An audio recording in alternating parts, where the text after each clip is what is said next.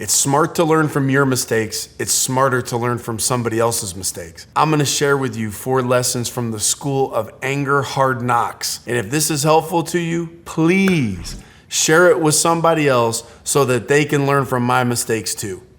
Number 1, letters are almost always better than posts and sometimes better than conversations. I had a friend one time who I really cared about. We were having a conflict. I wasn't sure what to do. I really wanted to talk it out, but I probably wasn't in the emotional headspace to do it. My mouth can be like a pressure release. So once I start talking, I just let it go. But I decided to write a letter. So I sat down, I wrote this letter, I read it. When I read it, I felt good about it, but I decided to sleep on it. So I went to bed, got up the next day, read it. And when I read it the next day with a night of sleep, I was like, that's a little harsh. I don't think I want to say it like that. And so I rewrote it. I did a draft number 2, and then I showed it to my wife, and she looked at it, and she gave me some advice, so I tweaked it again. Then I decided to sleep on it again, woke up the next day, worked on it a little more, and then I sent it.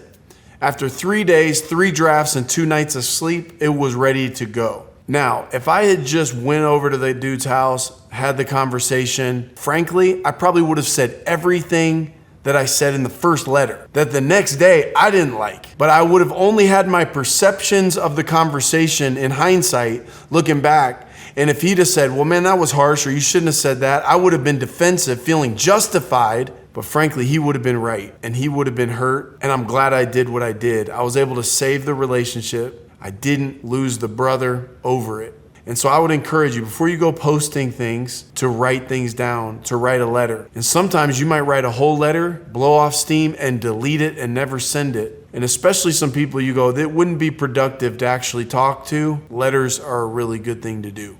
Number 2, macro self-awareness doesn't always lead to situational self-awareness. What I mean by macro self-awareness is if I was to ask you, hey, tell me about yourself, you could tell me your strengths, your weaknesses, your personality type. You've taken the Enneagrams and the DISC and Myers-Briggs, and you know what your triggers are, and you know what you're like when you're angry, and you know where your liabilities are. So you might know yourself really well, and yet in the moment, not necessarily be self-aware around how you're being perceived and received in an angry moment. I have been guilty of that. I've done a lot to try to be introspective and learn about myself, yet there have been more moments than I can count where I came away from the encounter with a different perception of myself than what everybody else felt. So I would encourage you, the only way I know how to get better with that is to ask for feedback. Don't wait on somebody to come to you and say, hey man, hey sister, you mishandled that. You know what, you came in hot. You know what, you were more intense. This is how it felt. Don't wait on that. Go to them. Like if you've had a situation that didn't go so well, or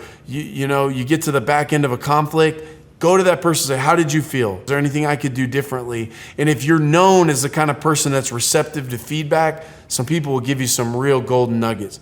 Number 3, if you've been deeply hurt, you should expect to make progress, but don't be surprised if anger makes a comeback. Particularly people who have wounded each other in relationship, or maybe somebody cheated on somebody or broke somebody's trust in a big way. At the beginning, sometimes the anger comes out and it's justified, it's expected, and it burns hot. And then maybe there's a period of time where the anger goes away and both parties feel like, man, we have moved beyond this. But then something happens and it triggers that anger to come back, and both people are now surprised. The person who's angry is surprised because they thought they were over it, but here it comes again. This reminded me of that. And then the person who was the perpetrator goes, I thought you already said all that. I thought we moved past that. And so what they see it as is a setback. We've gone back to who we used to be. Oh, we've regressed. No, it's a normal part of working through anger. We want everything to just be linear, go up and to the right, okay? No, man, it's jagged. And sometimes you have moments where something you thought you were beyond, you thought you were past it, makes a comeback. Don't let that throw you off. Don't let that discourage you. Don't believe a lie that, oh man, we are all the way back there. No, you're not. It's part of the healing journey, so don't be shocked.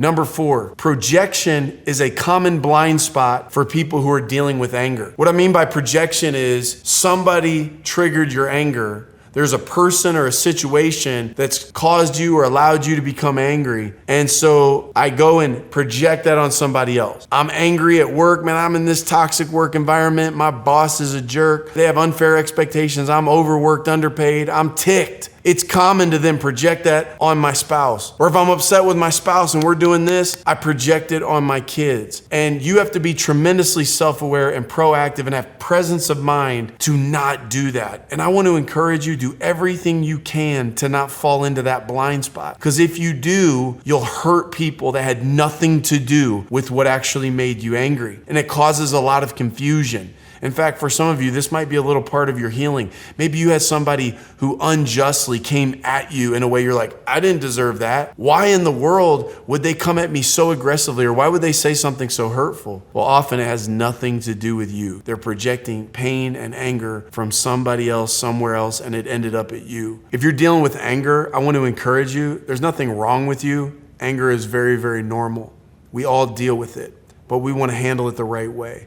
So I want to encourage you, don't fall into these 4 traps that I know I've fallen into. If this was helpful to you today, please subscribe, like, share, comment anything you've learned about anger along the way so we can all learn from each other.